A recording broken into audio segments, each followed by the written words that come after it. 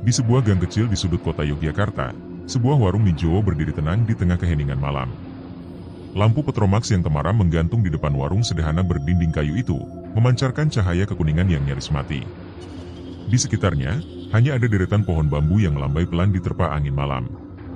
Suara jangkrik dan sesekali lolongan anjing liar menambah suasana mencekam, seolah mengingatkan malam di sini bukan sekadar gelap biasa. Warung itu milik Darmanto Effendi, seorang pria tua yang dikenal ramah, yang populer dipanggil Pak Darman. Warungnya buka setelah azan Isya, dan selalu dipenuhi pelanggan hingga larut malam. Aroma mie goreng yang sedap sering tercium hingga ke ujung gang, menarik siapa saja yang lewat untuk mampir. Meski warungnya sederhana, dengan meja kayu dan kursi kayu panjang, tapi kelezatan mie goreng Jawa Pak Darman membuat banyak orang rela antre, bahkan saat hujan turun sekalipun. Namun, warung itu tidak sekadar menjadi tempat makan. Banyak cerita yang beredar di antara warga tentang keanehan di sekitar warung. Ada yang bilang pernah mendengar suara orang berbicara, meski warung sudah tutup. Ada juga yang mengaku melihat bayangan samar-samar bergerak di dapur Pak Darman, padahal tidak ada siapa-siapa. Tapi seperti kebanyakan cerita mistis lainnya, hal ini dianggap angin lalu oleh pelanggan yang hanya peduli pada kelezatan mie gorengnya. Kampung tempat warung itu berada, adalah kawasan yang masih kental dengan nuansa mistis. Masyarakatnya percaya pada hal-hal gaib. Mereka masih rajin mengadakan kendurian, memasang sesajen di sudut rumah, dan menaruh kembang 7 rupa di dekat pintu untuk mengusir roh jahat. Kalau hidup mau selamat, jangan macam-macam sama yang tak kasat mata. Begitu nasihat Mbah Joyo Rono, sesepuh kampung yang sering dianggap sebagai orang pintar di sana. Mbah Joyo sering bercerita tentang tempat-tempat angker di sekitar kampung, termasuk gang kecil tempat warung Pak Darman berada. Menurutnya, gang itu dulu adalah jalur menuju makam tua, sebelum akhirnya diubah menjadi permukiman. Beberapa warga mengaku pernah melihat penampakan wanita tua di sekitar gang itu, tapi tak ada yang tahu pasti siapa atau apa sosok tersebut. Yang jelas, mereka lebih memilih tidak terlalu sering melewati gang itu sendirian, apalagi pada malam hari. Di luar kepercayaan mereka pada hal gaib, masyarakat kampung ini hidup sederhana. Kebanyakan dari mereka adalah petani kecil, pedagang kaki lima, atau pekerja serabutan. Kehidupan mereka bersahaja dan penuh kehangatan antar warga. Tapi seperti di banyak tempat lain, ada juga beberapa orang yang memilih jalan pintas dalam mencari rezeki, entah dengan korupsi atau menipu orang lain. Pak Darman sendiri dikenal ramah dan sering membantu tetangga, terutama yang kesusahan. Tapi ada yang merasa dia terlalu tertutup, terutama soal kehidupan pribadinya. Tidak banyak yang tahu dari mana asal Pak Darman sebenarnya, atau mengapa memilih membuka warung di gang itu. Pak Darman itu sosok yang baik, tapi auranya aneh, kata Bu Narti, tetangga sebelah warung. Suasana mistis makin terasa saat malam Jumat. Banyak warga kampung mengaku merasa merinding saat melewati warung Pak Darman. Entah itu karena angin dingin yang tiba-tiba berhembus, atau karena mereka merasa ada sesuatu yang mengawasi dari balik dapur warung. Kendati demikian, pelanggan tetap saja ramai, seolah mereka tidak peduli dengan cerita-cerita itu. Ada sebuah kebiasaan unik di warung Pak Darman, yang membuat banyak orang bertanya-tanya. Setiap kali selesai memasak, Pak Darman selalu menoleh ke belakang sejenak, seperti sedang berbicara dengan seseorang. Tapi jika ditanya, ia hanya tersenyum dan mengatakan, "Ya, cuma kebiasaan lama, yang sulit dilupakan." Sehingga para pelanggan hanya menganggap sebagai hal kecil yang tidak mencurigakan, meski beberapa merasa ada yang tidak biasa dengan caranya memasak. Dalam kegelapan malam yang sunyi, warung mie Pak Darman selalu menjadi pusat perhatian. Tapi di balik hiruk-pikuk pelanggan yang menikmati mie goreng Jawa masakannya, ada sesuatu yang tersembunyi. Sebuah rahasia yang bahkan tak terbayangkan siapapun, sampai akhirnya satu persatu pelanggan mulai menghadapi nasib mengerikan yang tak terduga. Sebelum video cerita horor ini berlanjut, ada baiknya para penonton untuk memberikan subscribe, like dan menyebarkan video ini, sehingga memotivasi kami untuk membuat cerita video yang lebih menyeramkan, menakutkan, menarik, dan memberikan pesan-pesan positif dalam berkehidupan. Dan, selamat menonton. Gang sempit tempat warung mie Pak Darman berada, selalu terasa berbeda pada saat malam tiba. Lampu-lampu jalan redup, suara jangkrik mendominasi, dan udara dingin yang menusuk kulit membuat siapa saja enggan berlama-lama di sana. Namun, warung mie sederhana berdinding kayu di ujung gang itu selalu ramai, seolah menjadi titik terang di tengah kegelapan. Orang-orang datang silih berganti, tidak peduli seberapa gelap atau menyeramkan suasananya. Warung itu tidak besar, hanya terdiri dari dapur terbuka dan beberapa meja kayu usang dan kursi kayu panjang. Tapi aroma mie goreng yang keluar dari dapur Pak Darman, seperti magnet yang menarik pelanggan dari segala penjuru. Bahkan di malam-malam sunyi, langkah kaki selalu terdengar mendekat ke warung itu, disertai obrolan ringan para pelanggan yang sibuk memuji kelezatan masakan Pak Darman. Mie goreng di sini beda rasanya. Bumbunya itu loh, kayak ada rasa yang susah dijelasin, kata seorang pelanggan kepada temannya. Sementara temannya hanya mengangguk, sambil menyendok mie goreng yang masih mengepul. Mereka tidak tahu, kelezatan itu bukan sekadar hasil dari resep biasa, melainkan ada sesuatu yang lebih kelam di baliknya. Pak Darman sendiri adalah sosok yang tenang dan jarang bicara. Ia hanya fokus memasak, gerakannya lincah tapi penuh kehati-hatian, seperti seorang seniman yang tengah menciptakan karya agung.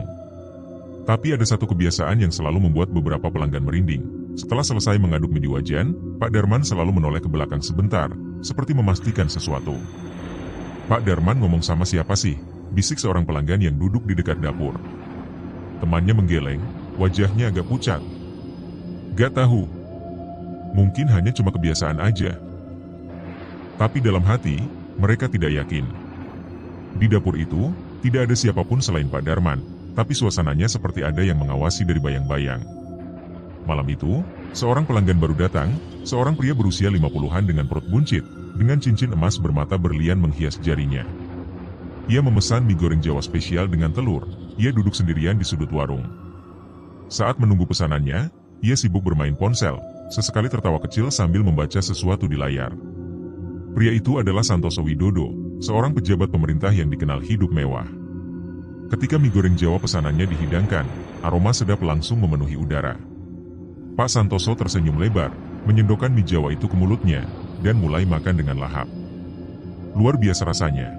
Ini mie goreng Jawa paling enak yang pernah kumakan," katanya keras-keras, membuat pelanggan lain menoleh. Mendengar pujian itu, Pak Darman hanya tersenyum tipis dari balik dapurnya, tapi tatapannya dingin.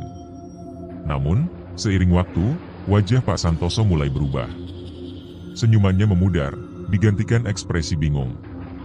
Ia merasa udara di sekitar warung menjadi lebih dingin, bahkan hingga menusuk tulang.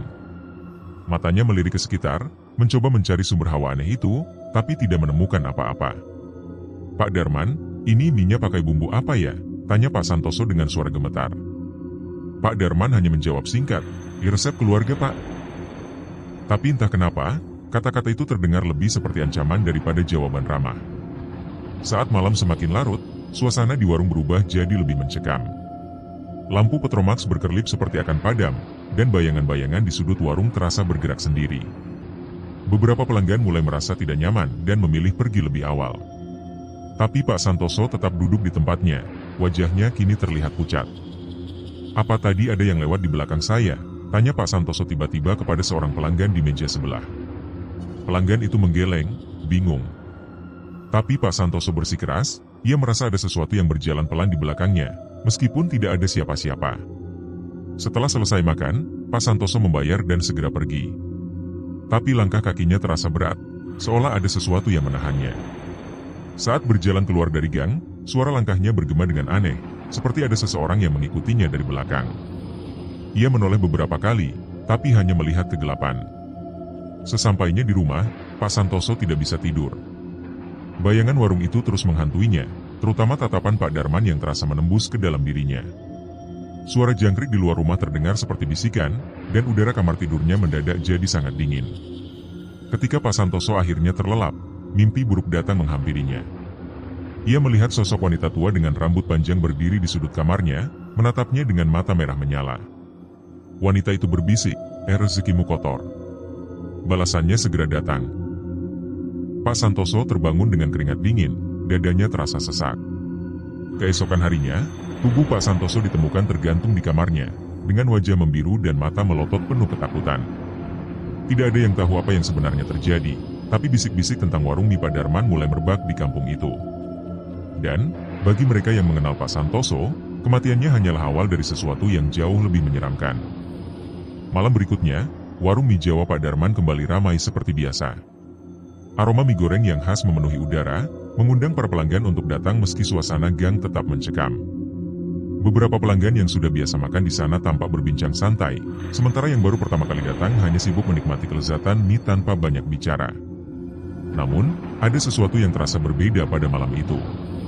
Angin dingin berhembus lebih kencang dari biasanya, membuat lampu Petromax bergoyang-goyang, menciptakan bayangan aneh di dinding warung. Suasana malam terasa lebih sunyi dari biasanya, seolah semua suara di sekitar menghilang begitu saja. Di tengah suasana itu, seorang pria tak dikenal melangkah masuk ke warung. Penampilannya mencolok, jaket kulit hitam, celana jeans robek, dan topi yang menutupi sebagian wajahnya. Ia tidak langsung duduk, melainkan berdiri di dekat pintu, mengamati warung dengan tatapan tajam. "Silakan duduk, Mas," disapa Pak Darman dengan nada datar, tanpa sedikit pun ekspresi ramah. Pria itu menoleh perlahan, lalu memilih duduk di meja paling pojok, jauh dari pelanggan lainnya. Ketika pelayan mendekat untuk mencatat pesanan, pria itu hanya berkata, "Ini goreng Jawa spesial. Pedas." Semua orang di warung itu bisa merasakan aura dingin yang dibawa pria itu. Obrolan pelanggan yang semula riuh mulai mereda, dan beberapa di antaranya hanya saling pandang tanpa bicara.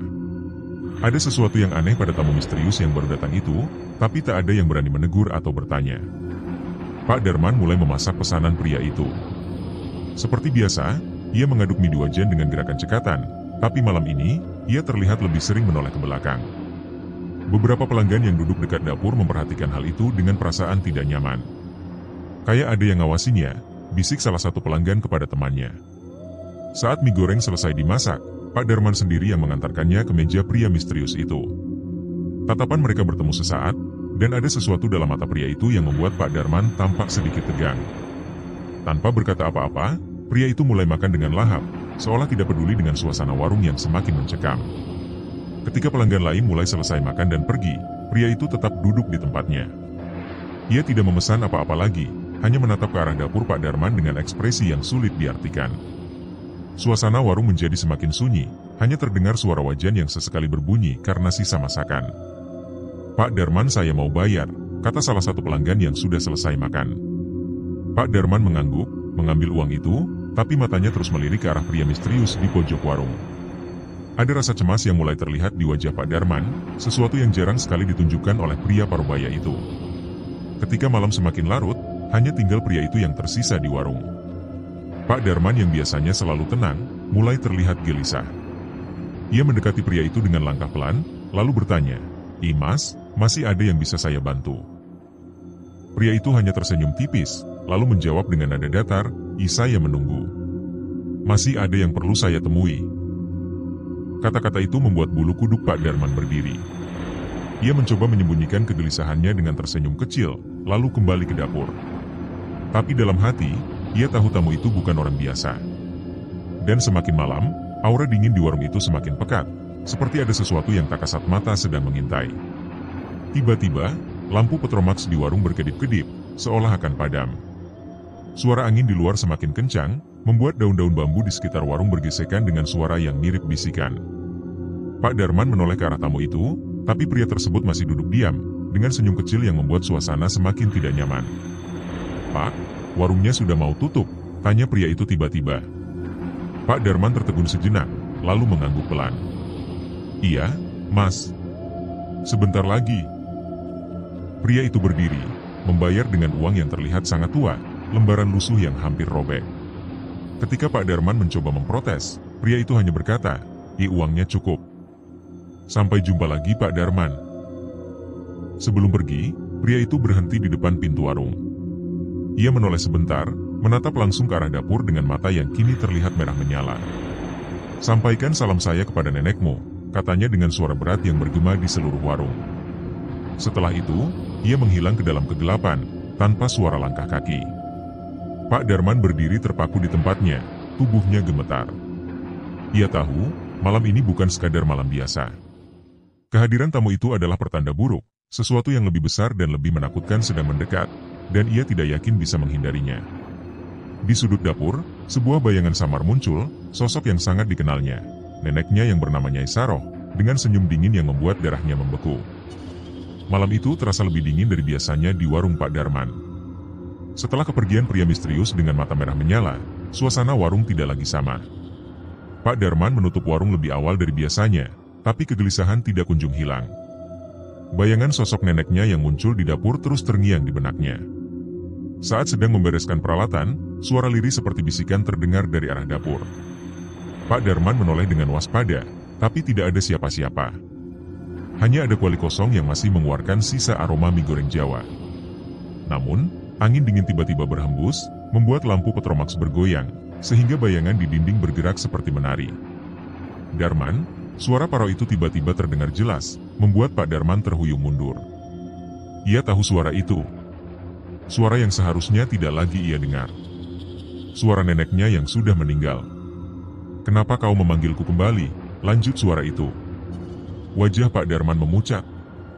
Ia ingin menjawab, tapi lidahnya keluh. Bayangan hitam muncul di sudut dapur warung. Bayangan itu semakin besar dan semakin jelas. Berubah wujud menjadi seorang wanita tua bertubuh bongkok dengan pakaian lusuh berjarit batik kawung, dan rambut kusut tampak berdiri di sana. Senyumannya dingin, matanya menatap langsung ke arah Pak Darman. "Kau telah melanggar janji Darman," katanya dengan nada penuh ancaman. Pak Darman jatuh berlutut. "Saya tidak punya pilihan, Nek," katanya dengan suara gemetar. "Saya hanya ingin warung ini terus berjalan. Saya butuh penglaris itu." Tapi wajah neneknya tidak menunjukkan belas kasihan. "Tamu itu sudah memperingatkanmu, tapi kau masih bertahan. Kau tahu, kutukan ini tidak akan berhenti." Di luar warung, suasana semakin mencekam. Angin bertiup kencang, membuat pohon-pohon bambu di sekitar warung bergoyang liar. Anjing-anjing di kejauhan melolong tanpa henti, menciptakan suasana yang semakin menyeramkan. Beberapa warga yang lewat cepat-cepat mempercepat langkah, merasa ada sesuatu yang tidak beres. Pak Darman mencoba berdiri, tapi tubuhnya terasa berat. Seolah ada tangan tak kasat mata yang menahannya di tempat. "Kutukan ini bukan hanya untuk pelangganmu," kata neneknya. "Kau juga akan menanggung akibatnya." Seketika, bayangan neneknya menghilang, tapi suara tawanya menggema di seluruh warung. Keesokan harinya, seorang pelanggan tetap, Joko Mulyono, ditemukan tewas di rumahnya. Tubuhnya membiru, dengan ekspresi wajah penuh ketakutan. Tetangga yang pertama kali menemukannya, mengaku mendengar suara aneh di malam sebelumnya, seperti langkah kaki yang menyeret dan tawa wanita tua. Kabar kematian Joko Mulyono segera menyebar di kampung.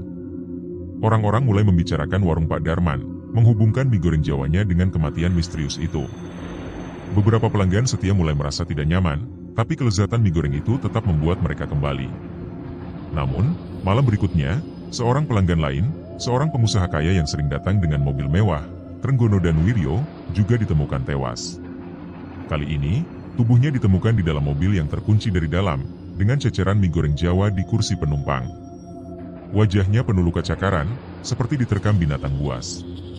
"Ini bukan kebetulan," bisik salah satu warga pada tetangganya. "2 orang mati setelah makan mie goreng Jawa di warung Darman. Mungkin ada sesuatu yang gak beres di sana." Kabar itu membuat suasana kampung semakin mencekam. Orang-orang mulai menghindari warung Pak Darman, meskipun mereka tidak berani berbicara langsung. Di tengah desas-desus itu, Pak Darman semakin tertekan. Setiap malam, ia mendengar suara neneknya, mengingatkan kutukan itu akan terus berlanjut. "Mereka yang kotor akan dihukum," kata suara itu. "Dan kau adalah bagian dari mereka." Pak Darman tidak bisa tidur, tubuhnya semakin lemah, tapi ia tidak tahu bagaimana menghentikan semua ini. Pada suatu malam, ketika Pak Darman sedang duduk termenung di dapur, pintu warung tiba-tiba terbuka sendiri. Angin dingin masuk, membawa aroma anyir yang membuatnya mual. Di ambang pintu, bayangan neneknya muncul lagi, kali ini dengan wujud lebih menyeramkan. Matanya merah menyala, dan tubuhnya dipenuhi luka menganga.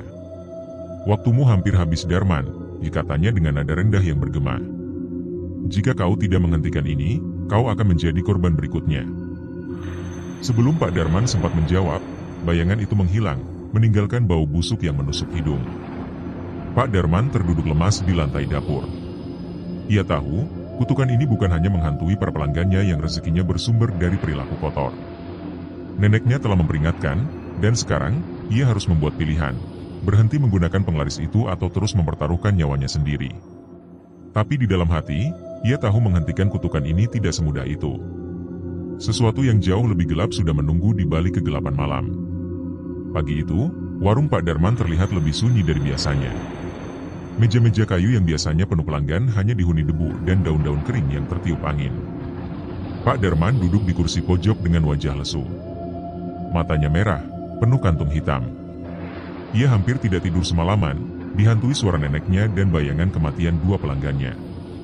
Di sudut dapur, wajan besar masih tergantung, berkilat aneh seperti ada cairan hitam yang merembes perlahan dari permukaannya. Setiap kali Pak Darman memandangnya, ia merasa wajan itu seperti memanggil, menuntut sesuatu darinya. Hatinya diliputi rasa bersalah dan ketakutan. Pak Darman, sebuah suara membuatnya tersentak. Itu suara Bu Sumirah, tetangga yang sudah lama menjadi pelanggannya. Wanita itu berdiri di depan warung dengan raut wajah cemas. Saya dengar-dengar soal Pak Joko dan Pak Trenggono, mereka meninggal. Setelah makan di sini ya, tanyanya sambil menatap tajam. Pak Darman mencoba tersenyum, tapi bibirnya kaku. Ah, Bu, itu cuma kebetulan, jawabnya dengan suara serak. Tapi matanya tidak mampu menatap langsung ke arah Bu Sumirah. Wanita itu menghela napas, lalu masuk dan duduk di bangku dekat pintu. Kebetulan katamu. Kalau cuma satu orang itu masuk akal. Tapi ini sudah dua. Ada apa sebenarnya di sini, Pak? Pertanyaan itu seperti pedang yang menusuk hati Pak Darman. Ia tidak bisa menjawab. Lidahnya keluh, sementara pikirannya berkecamuk. Ia tahu, semakin lama menyimpan rahasia ini, semakin banyak korban yang akan jatuh. Tapi bagaimana mungkin ia mengakui kebenaran yang mengerikan ini? Malam harinya, suasana warung kembali mencekam. Lampu petromaks redup, bayangan-bayangan aneh menari di dinding. Pak Darman, yang sedang membereskan dapur, mendengar suara langkah kaki mendekat. Ia menoleh dan melihat seorang pria berdiri di depan pintu. Pria itu mengenakan jaket kulit hitam, wajahnya pucat, dan matanya kosong seperti boneka. Saya butuh bicara, kata pria itu dengan suara berat. Tanpa menunggu izin, ia masuk dan duduk di salah satu meja. Pak Darman merasa ada sesuatu yang aneh pada pria itu, tapi ia tidak bisa menolak. Apa yang kau sembunyikan, Darman? Tanya pria itu tiba-tiba, menatap tajam ke arahnya. Pak Darman tertegun. Ia merasa tubuhnya membeku di tempat. Siapa Anda? Kenapa bertanya begitu? Jawabnya tergagap. Pria itu hanya tersenyum tipis, lalu mengeluarkan sebuah benda dari sakunya, sebuah cermin kecil dengan bingkai kuno. Lihat ini, katanya sambil meletakkan cermin di meja. Saat Pak Darman melihat ke cermin, ia terkejut. Wajahnya terlihat di sana, tapi di belakangnya ada sosok wanita tua yang berdiri dengan senyum menyeramkan. Itu neneknya. Wajahnya penuh luka menganga, dan matanya menyala merah. Katakan yang sebenarnya, Darman. Atau aku akan datang malam ini, bisik suara neneknya dari pantulan cermin itu. Pak Darman jatuh terduduk. Keringat dingin mengalir deras di dahinya. Baik-baik, teriaknya putus asa. Pria itu hanya memandangnya dengan tenang, seperti sudah tahu apa yang akan ia katakan. Aku pakai penglaris, roh nenekku. Dia membantu warung ini ramai, ungkapnya dengan suara gemetar. Pak Darman mulai bercerita. 5 tahun lalu, ketika warungnya sepi dan hampir bangkrut, ia terpaksa mendatangi seorang dukun untuk mencari solusi. Sang dukun menawarkan sebuah ritual pemanggilan roh leluhur. Neneknya yang sudah meninggal bertahun-tahun, dipanggil kembali untuk membantu usahanya. Awalnya semuanya berjalan lancar, kata Pak Darman sambil memeluk tubuhnya sendiri, mencoba menenangkan gemetar di tangannya. Warung ini jadi ramai, uang mengalir, dan hidupku terasa lebih mudah. Tapi aku tidak tahu, ada harga yang harus dibayar. Ia mengingat pesan dukun itu, bahwa kutukan akan muncul jika roh itu merasa tidak dihormati, atau digunakan dengan cara yang salah. Pria misterius itu mendengarkan dengan serius, tidak berkata apa-apa. Tapi suasana di warung semakin dingin, seperti ada hawa aneh yang menyelimuti. Pak Darman melanjutkan, setelah beberapa tahun, aku mulai merasa dia berubah. Nenek jadi sering muncul di mimpiku, memberi peringatan. Tapi aku abaikan. Aku pikir semua baik-baik saja, sampai sekarang. Tiba-tiba, suara gelas pecah terdengar dari dapur. Pak Darman dan pria itu serentak menoleh. Di sana, sosok neneknya berdiri di tengah ruangan, lebih menyeramkan dari sebelumnya. Kau sudah berbohong, Darman, katanya dengan suara parau. Sekarang kau harus menebus dosa-dosamu. Pak Darman teriak ketakutan, tapi pria misterius itu tetap tenang. Waktumu tidak banyak, Darman, katanya sambil berdiri. Kutukan ini tidak hanya memburu pelangganmu yang mengais rezekinya secara kotor dan melanggar hukum dunia dan hukum langit. Kau adalah sumber masalah ini. Jika kau tidak bertindak, roh itu akan mengambilmu juga. Setelah memberikan peringatan yang menakutkan itu, pria misterius itu menghilang dalam kegelapan malam, meninggalkan Pak Darman yang terpuruk di lantai, menghadapi teror yang semakin dekat. Malam itu, hujan turun deras. Angin menghempas atap warung Pak Darman, menimbulkan suara gemertak yang menyerupai rintihan. Pak Darman duduk di pojok dapur dengan tubuh gemetar, matanya terus mengawasi bayangan di sudut ruangan. Wajah Nyai Saroh, neneknya, terus menghantui pikirannya, mengisi setiap sudut warung dengan aura mencekam. Ia tahu waktunya tidak banyak. Pesan pria misterius di malam sebelumnya terngiang-ngiang di telinganya, tapi ia tidak tahu harus mulai dari mana. Bayangan kematian Pak Joko dan Pak Trenggono membuatnya semakin tertekan. Di luar, kilat menyambar, menerangi sosok bayangan wanita tua berwajah menyeramkan yang berdiri di depan pintu warung. Darman, suara itu serak dan berat, menggema di tengah gemuruh hujan. Pak Darman tersentak, matanya membelalak ke arah pintu. Di sana, terlihat Nyai Saroh berdiri dengan tubuh membungkuk, wajah penuh luka, dan mata merah menyala. Pak Darman teriak, tapi suaranya tenggelam oleh petir yang menggelegar. Kau sudah membuat perjanjian, dan sekarang kau mengingkarinya. Nyai Saroh bergerak maju, langkahnya perlahan namun pasti. Setiap langkah yang diambil, mengubah udara di warung semakin dingin hingga napas Pak Darman terasa membeku. Ia mencoba bergerak, tapi tubuhnya seperti terpaku di tempat. Aku tidak bermaksud mengkhianatimu, Nyai, Pak Darman akhirnya berhasil berkata dengan suara gemetar. Ia menunduk, tidak berani menatap sosok mengerikan itu. Aku hanya ingin keluar dari ini semua. Aku tidak mau ada korban lagi. Nyai Saroh tertawa, suara tawanya nyaring seperti kaca pecah. Keluar tidak semudah itu, Darman. Kau sudah membuka pintu dunia ini, dan kau harus menerima akibatnya. Tangan kurusnya terulur, dan dalam sekejap, Pak Darman merasakan sakit luar biasa di dadanya, seolah ada tangan tak kasat mata yang mencengkeram jantungnya. Di tengah kesakitannya, Pak Darman mendengar suara lain. Itu suara Bu Sumirah, yang memanggilnya dari luar warung. Pak Darman, tolong buka pintunya. Ini penting. Ia ingin menjawab, tapi mulutnya terkunci. Nyai Saroh hanya tertawa lagi, lalu berbisik, kau tidak bisa lari dariku. Tiba-tiba, pintu warung terbuka dengan sendirinya, dan Bu Sumirah masuk. Wanita itu terkejut melihat Pak Darman yang tergeletak di lantai, wajahnya pucat dan penuh keringat. Astaga, Pak! Apa yang terjadi? Teriaknya sambil mencoba membangunkan Pak Darman. Namun, ketika Bu Sumirah mendongak, ia melihat sosok Nyai Saroh yang berdiri di dekat dapur. Matanya membelalak, tubuhnya membeku di tempat. Siapa? Siapa sampeyan? Bisiknya pelan, tapi suaranya penuh ketakutan. Nyai Saroh menoleh ke arahnya, dan senyumnya semakin lebar, memperlihatkan gigi-gigi hitam yang tajam. Kau tidak seharusnya ada di sini, ucap Nyai Saroh dengan nada dingin. Ia melangkah mendekati Bu Sumirah, yang kini mulai mundur dengan tubuh gemetar. Pak Darman mencoba bangkit, tapi rasa sakit di dadanya terlalu kuat. Tolong jangan sakiti dia, Nyai, teriaknya dengan napas tersengal. Nyai Saroh berhenti, menatap Pak Darman dengan ekspresi marah. Kau ingin menyelamatkan nyawanya. Kau harus membayar dengan nyawamu sendiri. Tangannya terangkat, dan tiba-tiba Pak Darman merasa tubuhnya terangkat ke udara, melayang di atas lantai, berputar perlahan seperti boneka yang digantung. Bu Sumirah hanya bisa berteriak melihat kejadian itu.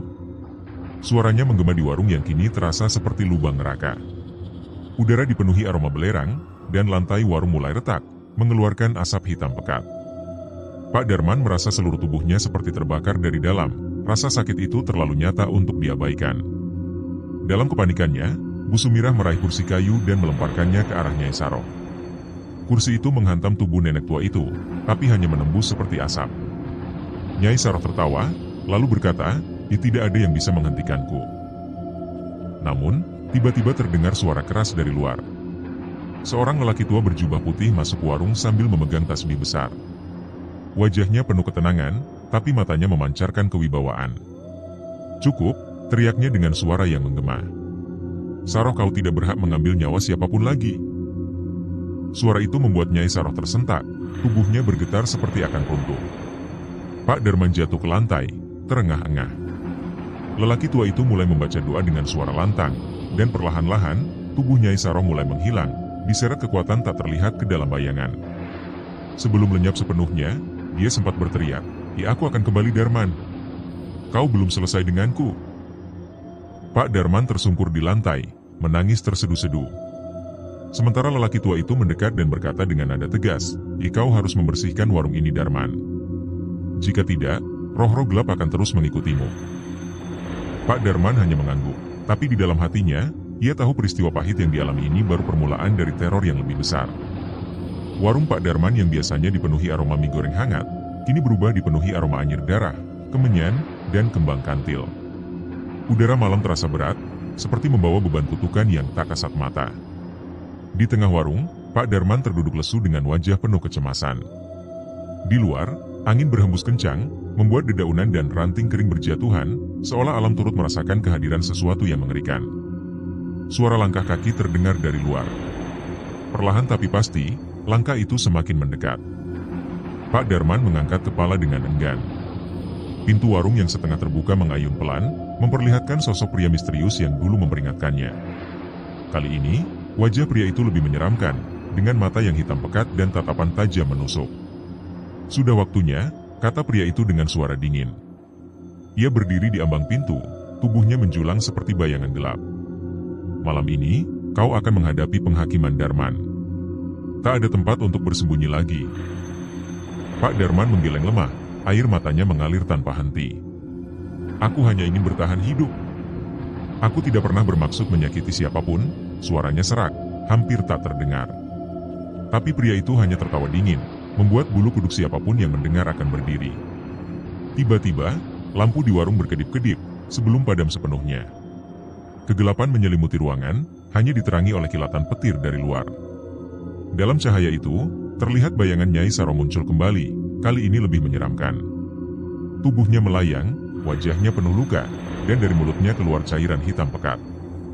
"Darman," teriak Nyai Saro, suaranya menggema seperti ribuan suara sekaligus. "Pengkhianatanmu sudah melampaui batas. Kau menggunakan aku untuk keserakahanmu, tapi kau berani mencoba menghapus perjanjian kita." Tangan kurusnya melayang ke arah Pak Darman, menciptakan hembusan angin dingin yang menusuk tulang. Tubuh Pak Darman terpental ke belakang, menghantam dinding warung dengan keras. Ia berusaha bangkit, tapi bayangan Nyai Saro sudah berada di hadapannya. "Lihat apa yang telah kau lakukan," teriaknya sambil memperlihatkan bayangan wajah-wajah para korban. Wajah Pak Joko dan Pak Trenggono tampak, mata mereka penuh dengan keputusasaan. Pak Darman berteriak histeris, mencoba menutupi wajahnya. "Aku tidak mau. Aku tidak mau melihat mereka." Tapi suara Nyai Saro tidak berhenti. "Setiap tetes keringatmu dibangun di atas penderitaan orang lain. Sekarang, kau akan merasakan apa yang mereka rasakan." Lantai warung mulai retak, menciptakan celah yang mengeluarkan asap hitam pekat. Dari celah itu, tangan-tangan kurus muncul, meraih tubuh Pak Darman. Ia meronta, mencoba melarikan diri, tapi tangan-tangan itu mencengkeram erat, menariknya ke dalam celah yang semakin melebar. Pria misterius yang tadi berdiri di pintu, sekarang hanya mengawasi dengan tatapan datar. "Penghakiman sudah dimulai. Tidak ada yang bisa menyelamatkanmu, Darman. Kau sendiri yang memilih jalan ini." Suaranya datar, tapi penuh dengan kekuatan mistis yang menggetarkan jiwa. Dari sudut lain warung, Bu Sumirah yang kebetulan lewat dan melihat kejadian itu langsung berteriak, "Pak Darman, apa yang terjadi? Astaga, ini tidak mungkin."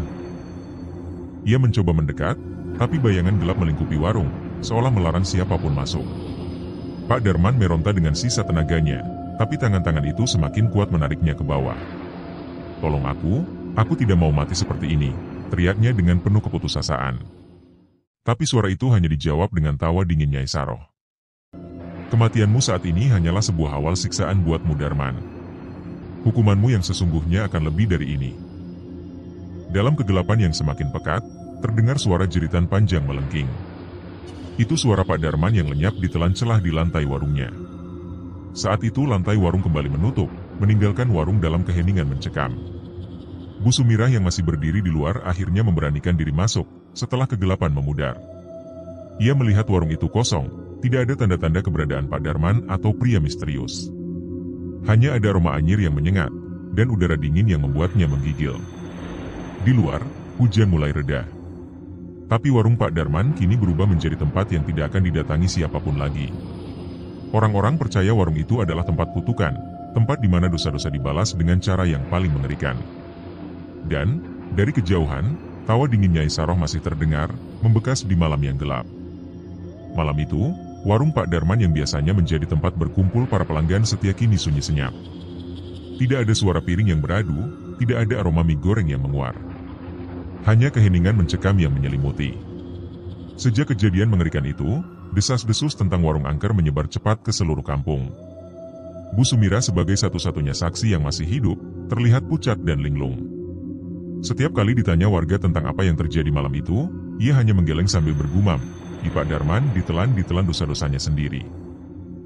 Matanya kosong, seperti sedang mengingat sesuatu yang terlalu menyeramkan untuk diucapkan. Keesokan harinya, warung Pak Darman digerebek warga yang penasaran. Tapi yang mereka temukan hanyalah lantai retak di tengah ruangan dan aroma anyir yang tak kunjung hilang. Tidak ada tanda-tanda keberadaan Pak Darman. Hanya cawan tembaga yang terlihat di pojokan warung, dengan sisa cairan hitam pekat yang membuat siapapun merasa mual saat mendekat. Warga memutuskan memanggil Mbah Kertojoyo, seorang dukun tua yang populer mampu berkomunikasi dengan dunia lain. Mbah Kertojoyo datang dengan membawa tas kecil berisi kemenyan dan minyak kelapa. Begitu melangkah ke dalam warung, wajahnya berubah tegang. Ini bukan sembarang kutukan, gumamnya sambil menatap lantai yang retak.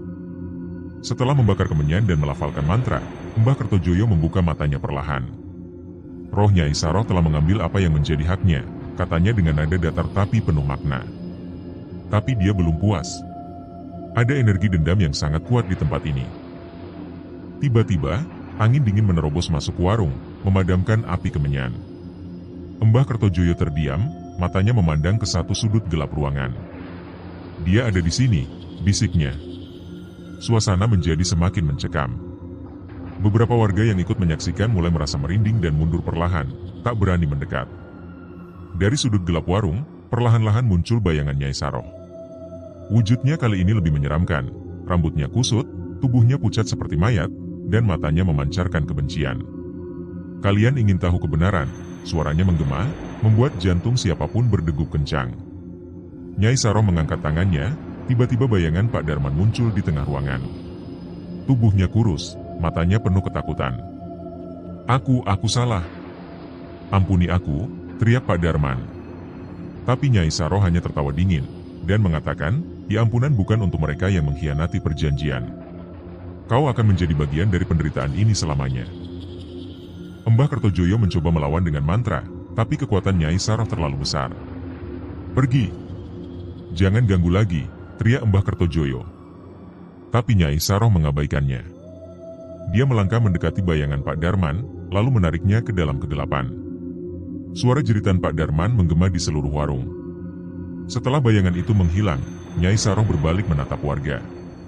Kalian semua akan tahu, bahwa dosa tidak bisa dihapus begitu saja, katanya. Warung ini akan menjadi pengingat bagi siapa saja yang tamak dan mengkhianati keadilan. Setelah mengucapkan kata-kata itu, Nyai Saroh menghilang bersama bau anyir dan hawa dingin yang menyelimuti warung.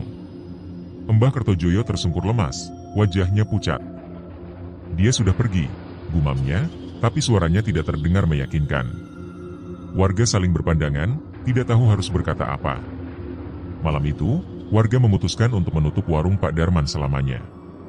Mereka menutupi retakan di lantai dengan papan kayu, dan menempelkan tanda peringatan di depan pintu, dilarang masuk, tempat angker. Sehingga menjadi peringatan bagi siapapun yang akan mendekati warung itu lagi. Beberapa hari kemudian, kabar tentang kejadian di warung Pak Darman, menyebar keluar kampung. Banyak yang datang untuk melihat tempat itu, tapi tak ada yang berani masuk. Konon, setiap malam, terdengar suara langkah kaki dan suara piring beradu dari dalam warung. Warga percaya warung itu telah menjadi tempat tinggal bagi roh-roh dendam, termasuk Nyai Saroh dan Pak Darman. Mereka yakin siapapun yang tamak dan berniat melakukan kejahatan, akan mendapatkan balasan yang setimpal jika mendekati tempat itu. Warung Pak Darman kini menjadi simbol kutukan dan penghakiman. Di balik pintu kayunya yang tua, tersimpan kisah mengerikan tentang dosa, dendam, dan pembalasan yang tak pernah terlupakan. Dan setiap malam, angin yang berhembus membawa bisikan samar, jangan tamak, jangan hianati keadilan, atau kau akan bernasib sama seperti mereka. Tamat.